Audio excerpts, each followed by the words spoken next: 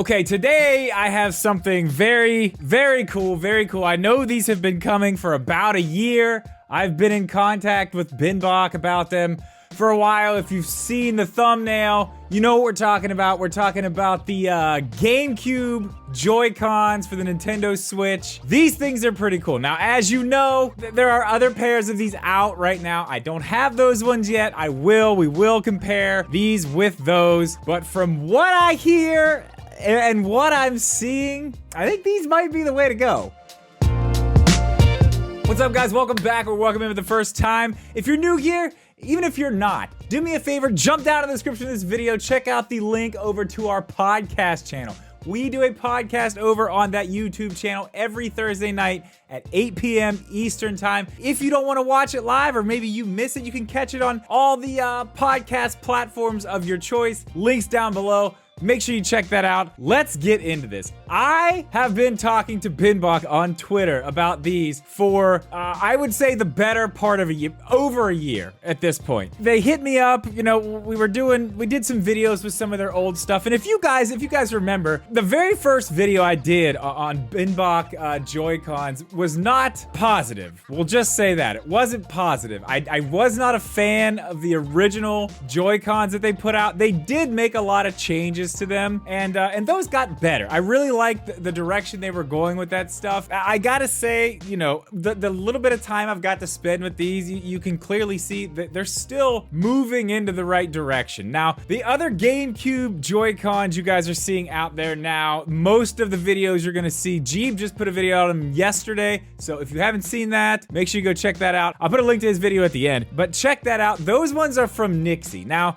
if you remember, BinBok and Nixie for a while there, they were putting out products, especially those big Joy-Cons and littler versions of them. They were the same. They were the same product. And I wondered how that was a thing. And I actually asked BinBok about that, and they said that they used the same manufacturer. I guess it was a design they had, but there was something where the manufacturer could let other people use it. So that's done, at least for BinBok. Now, they've gone on their own. They're not doing the same things as Nixie anymore. So you're not gonna see the same controllers come out from one company and the other anymore, as far as I know. And I'm sure you've probably noticed here that this doesn't say BinBok on it. It says Duyoki. Duyoki, I think is how you say it. But that is BinBok. For all intents and purposes, that is BinBok. They are selling it under that name. You can get these on BinBok's website and the Duyoki.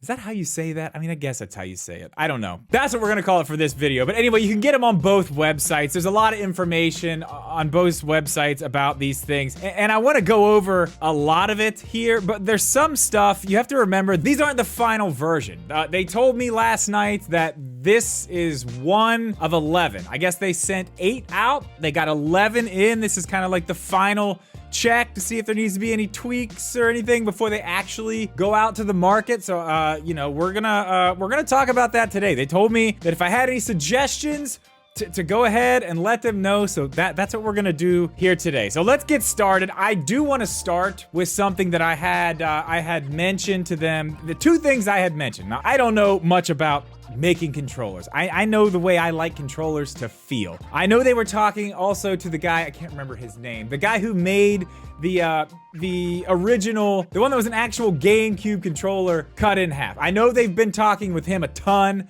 really getting his input. My input was very small, but I did get what I wanted. I got what I wanted, and that's what I want to start with here. The first thing, one thing, even though they made their Joy-Cons a lot better, the one thing I said about those Joy-Cons is that I didn't like the way that the face buttons felt. I thought they felt hollow and kind of cheap, and I gotta say, these feel a ton better. Now, I don't think these feel like the actual GameCube controllers from Nintendo. But I will say, compared to things that they've put out before, especially the Joy-Cons that they put out, these are so much better. The face buttons feel so good. I love the way they feel. Honestly, I have another GameCube controller here. I think this is a PDP. And I know a lot of people, you know, the purists don't really, yeah, it is a PDP. I know the purists don't really like the way that these buttons feel, but honestly, they feel almost exactly the same. Almost identical. I honestly couldn't tell you the difference between one or the other.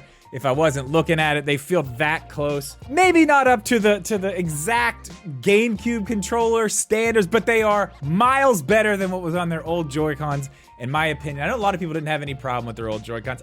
I'm kind of picky with some certain things like that. These buttons feel fantastic though. I will definitely say that. The shoulder buttons are fine. They're nothing special. They're nothing great. They are just like the Switch, like the Joy-Cons. They don't have any, you know, they're not analog like a regular GameCube controller, which, you know, the Switch doesn't have that, so what's the point, really? Yeah, they don't have that. You can see here. I mean, they're just like regular buttons. They feel fine. I mean, there's nothing crazy about them. They're not bad. They're not amazing. I like the the ZR and the ZL better than I like the R and the L. I feel like the R and the L are a little bit light. I would like them to have a little bit more, I don't know, just be a little bit more stiff than they are. But again, not a huge deal. They're totally fine. The sticks are pretty cool. They do have the little stop sign shaped, whatever you call it. I don't know, gates, I guess that's what they're called.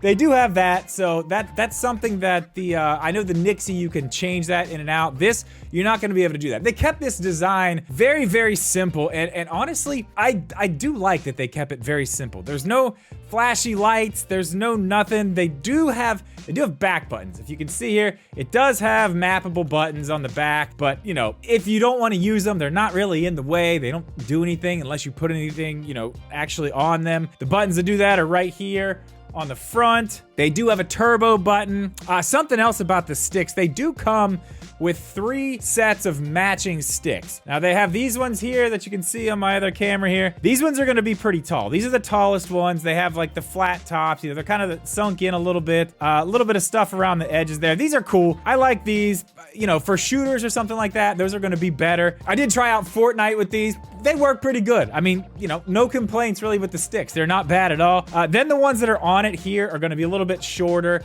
and they have the little round tops, kind of like you'd see on a GameCube controller. It's basically what's on this. They're fine. There's nothing wrong with those. And then they do have, you can see here, they do have 2 nubs. Like, I don't know who's gonna be using 2 of the nubs, but if you want that for the C stick, you can have that on there. If you really want it for your other stick, you can have that too. I don't know why you would want that, but if you do, you have that. I do appreciate that they give you 3 matching sets though. I do like the fact that they have matching sets and not just random ones. That I do see that a lot. They just come with random changeable sticks that don't actually have sets. I do like that.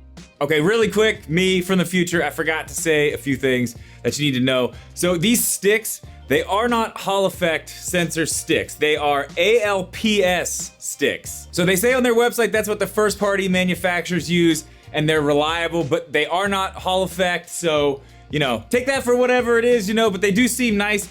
Also, one more thing I did want to mention, which I thought is a nice bonus.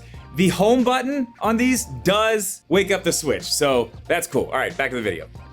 Now, something else I do want to talk about on this controller, 2 more things before we put it on the Switch and talk about it that way. As a controller, this thing feels pretty good. The only thing I have a little bit of an issue with, if you can see here, it is a little bit loose on its center thing here. It's a little loose. I don't mind it that much because you know, I'm not gonna be using this thing as a controller. If I'm gonna be using them, I'm using them on the Switch. That's what I wanted something like that for in the first place. But it is a little bit loose, and I will say they are loose on the Switch, but I can't really I can't fault it that much because honestly, my Joy-Cons are loose on my Switch. You know, depending on which pair I have on there, some of them are really loose, some of them are just a little bit loose, but on my OLED, they are all loose. Now, one thing that surprised me, really honestly surprised me about this, the D-pad is actually very good. The D-pad is very good. I played a couple different 2D games with this. I played